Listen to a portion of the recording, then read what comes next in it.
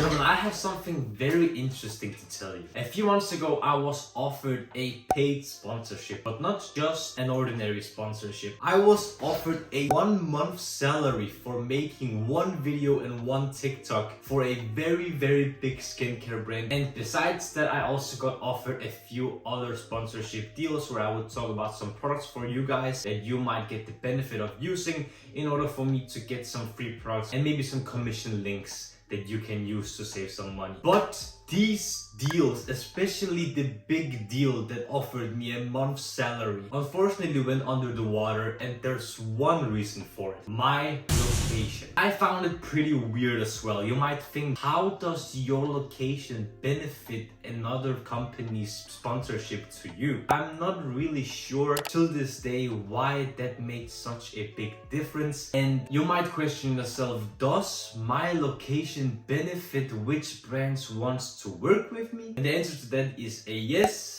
and a no. And the reason why I can't get you a specific answer that could answer this question every time is because I have some very fun and kind of weird experiences with this issue. This brand that offered me a full month's salary is one of the best brands in their field. It's a very professional skincare brand that also have their own cliniques and treatment plans that are really high-end. So when they contacted me, I was blown away. They actually started to message me on TikTok and we got into a conversation. I sent them some emails, they sent me some emails with this whole partnership and sponsorship, and then I told them I hope it's not a big issue that I live in Denmark. And as soon as I sent that email, I was disappointed because I got an answer that unfortunately read: "We are sorry, but your current location and the place you live doesn't uphold the standards of our dream demographic and people of interest. There will of course be a lot of people in Denmark, just as in the UK, that are interested in skincare products, especially if they're high quality." So that was kind of weird. And then I thought,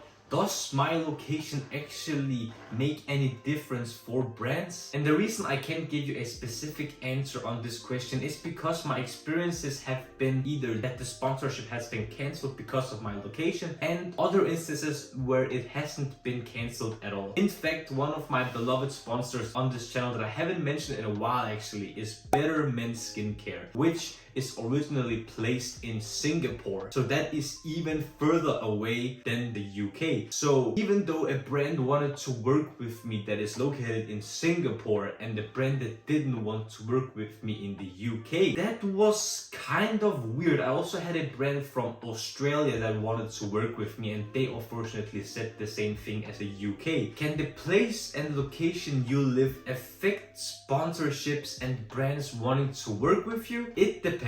If a brand is big enough that they think it would be an inconvenience to them working with you because you live in another country or very far away, they might not want to work with you because they see other influencers and celebrities as a better alternative because they either live closer to the brand's desired demographic, or they have a bigger following, or the brand didn't really care about your location and they just wanted to work with you because they believe in you and your content. And that is why you might sometimes be very lucky with finding the right sponsors and brands for you, and sometimes you might find an even better brand that you really want to work with, but they will say no to you. Your location might matter or it might not matter. It's really a 50-50 thing. But if you want to be guaranteed with working with big brands, you might need to move to countries like the UK or the US, but you don't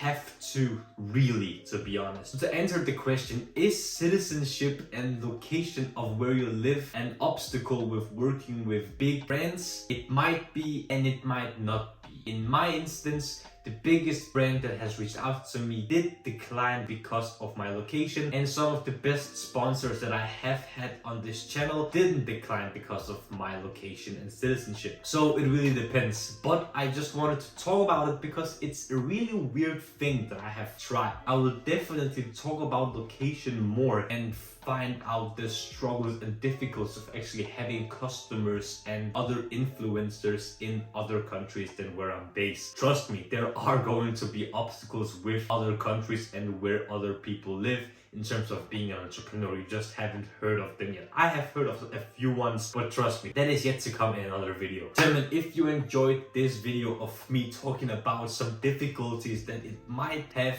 of being in one country and some big brands being in another, smash the like button and subscribe to the Mental Improvement YouTube channel for more content about skincare, fragrance, fitness, style, fashion, money, self-improvement, anything that will make you the best possible version of yourself. And if you enjoyed this episode of my entrepreneurial journey, don't forget to watch the whole series in the playlist below or in the corner up here if you haven't caught up yet. And the last thing that I want to ask you is if you could press the notification bell below also to get notified every single time I upload a new video for you guys to enjoy and learn from. And of course, gentlemen, smile more, it's free.